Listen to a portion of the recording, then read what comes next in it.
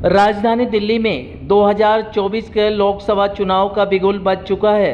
तमाम छोटी बड़ी पार्टियां चुनाव मैदान में उतर चुकी हैं। इसी कड़ी में उत्तर पूर्वी जिले से भारतीय जनता पार्टी के लोकप्रिय प्रत्याशी मनोज तिवारी जगह जगह जनसभाएं और पद यात्राएं कर अपने लिए व माननीय प्रधानमंत्री नरेंद्र मोदी जी के लिए अब समर्थन मांग रहे हैं। इसी कड़ी में उत्तर पूर्वी जिले के गोकलपुरी विधानसभा क्षेत्र के टीआर साहनी में प्रत्याशी मनोज तिवारी शिरकत करने पहुंचे और टीआर साहनी के करीब 3000 कर्मचारियों ने अपना समर्थन मनोज तिवारी को दिया। आप तस्वीरों के माध्यम से देख सकते हैं किस तरीके से माननीय प्रत्याशी मनोज तिवारी का टीआर साहनी के कर्मचारी और उसके अधिकारी भव्य स्वागत कर रहे हैं। वहीं प्रत्याशी मनोज तिवारी ने भी टीआर साहनी के पक्ष में बातें की। क्या कुछ कहना था प्रत्याशी मनोज तिवारी का, देखिए हमारी एक खास रिपोर्ट। हम तो इस समय सबके सामने हाथ फैला रहे हैं कि नरेंद्र मोदी जी को फिर से प्रधानमंत्री बनाना है और ये देश के हर लोगों का वही भाव है जो साहनी जी का भाव है, जो इनके इस संस्थान का भाव है, जो यहाँ युवा है उनका भाव है। और इसी को कहते हैं ना कि आज यहाँ देखिए जितने लोग हैं सब उनको अपना रोजगार मिला हुआ है, तो इस संस्थान से सबको काम मिलता है और हमारा काम है कि इन लोगों को भी हर सुविधा मिले उसका ध्यान रखना। तो आज जब आप ये साहनी जी का जो संस्थान देखेंगे या इस सड़क पे जिसका भी, तो कल तक जो आते थे वो तो वजीराबाद के जाम में ही फंसते थे। अब तो सिग्नेचर ब्रिज भी है और खजूरी के बाद ट्रिपल डेकर फ्लाईओवर भी बन रही है, मेट्रो भी बन रही है। तो अब इस क्षेत्र का जो यहाँ से बैठ करके खाली विजुलाइज करिए, आगे जाएंगे अगर भोपरा बॉर्डर जाना हो तो नंदनगरी का फ्लाईओवर भी होगा। तो हम चाहते हैं कि इस क्षेत्र के जितने हमारे गाड़ियों के शोरूम हैं, उद्योग धंधे हैं, उनको इतना रिच कर दिया जाए कि जैसे लोग साउथ दिल्ली जाते थे वैसे ही नॉर्थ ईस्ट दिल्ली आए। ये हमारी सोच है। टीआर साहनी के कर्मचारी ने 15,000 कर्मचारी उन्होंने समर्थन दिया आपको, तो क्या कहना चाहिए? हम बहुत आभारी हैं। वैसे तो आए दिन हम लोगों की सहायता करते हैं, लेकिन अब साहनी जी ने जो रिटर्न दिया है उसको मैं कभी भूल नहीं पाऊंगा। ऐसे लोगों को मैं बहुत धन्यवाद। मैं ये कहना चाहता हूँ कि ये जो आज की ये लड़ाई है, ये 400 पार करने की पहली लड़ाई है। दूसरी ये सनातन वर्सेस नॉन सनातन लोगों की लड़ाई है। हमें सनातन को जिताना है, हमें मनोज तिवारी जी को जिताना है, हमें मोदी जी को जिताना है। हमारी जनता, हमारे पास 3000 लोग काम करते हैं कंपनी में, 15,000 इस तरह उनकी वोटें हो जाती है, फैमिली वोट मिला के सब तिवारी जी के साथ है। हर कोई हमारा दिल से, मेरे कहने पे नहीं, दिल से वो तिवारी जी के साथ है और कोई सब राम के साथ है, सब सनातन के साथ है। सब लोग, इवन जो गैर सनातन के लोग हैं वो इस समय पछता रहे हैं। कांग्रेस पार्टी ने कैसा आदमी खड़ा कर दिया है जो क्षेत्र के बाहर से आया है, उसके साथ जनता नहीं है।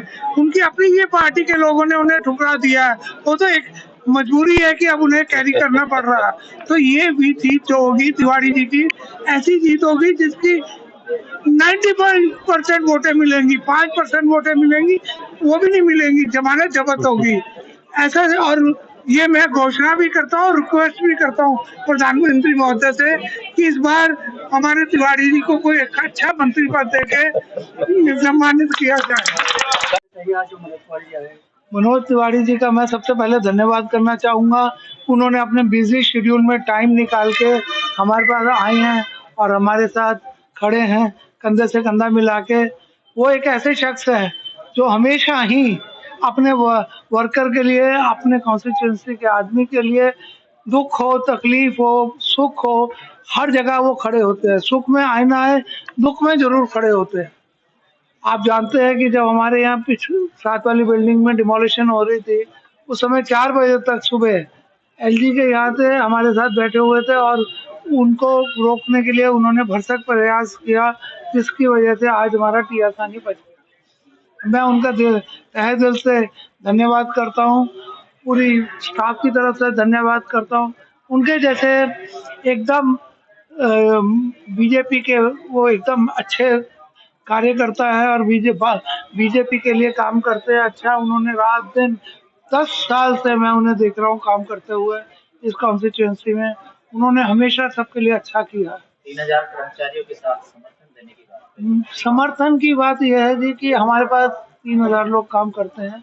अगर हम एवरेज एक परिवार में 5 लोग भी रख लें तो 15,000 वोट करने वाले पर, तो 15,000 वर्कर हो, 15,000 वोट हो जाता है, जो 100% बीजेपी के साथ है। मेरे कहने पे नहीं, वो सब लोग प्रो बीजेपी हैं। ठीक है, एक माइंडसेट होता है बॉस का, बॉस के माइंडसेट से सब चलते हैं, पर वो लोग बहुत बीजेपी से प्रभावित है और उनकी कार्यशैली से प्रभावित है। सब लोग मोदी जी से प्रभावित है।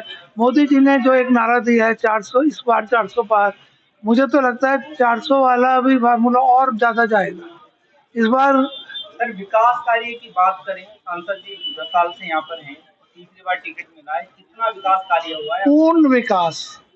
मैं उनके कामों की लिस्ट तो लेके नहीं बैठ सकता गिनाने के लिए, पर मैं इतना जरूर कह सकता हूँ पूर्ण विकास उन्होंने किया।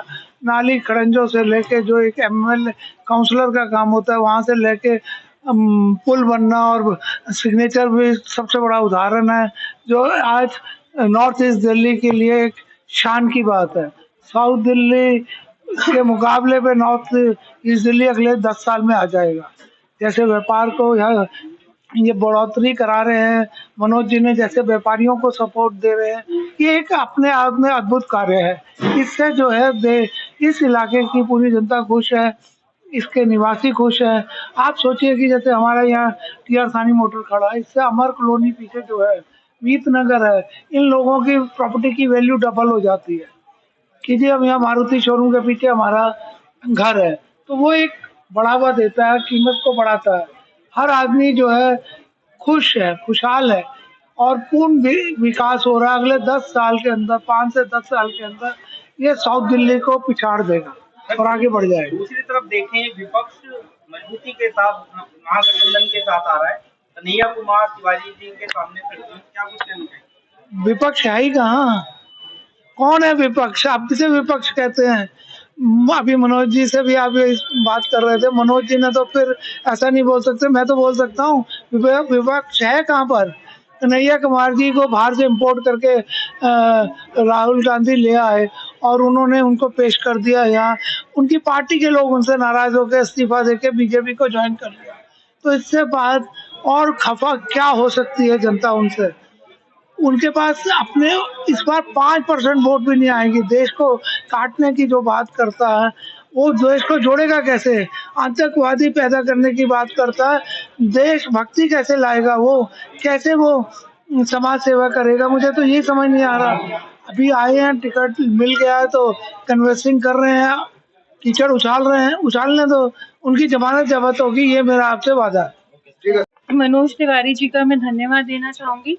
वो इतने बिजी शेड्यूल में आके उन्होंने यहाँ पे टाइम दिया और सब वर्कर्स को अपनापन के साथ रहे, थोड़ा टाइम बिताया, साथ में खड़े रहे।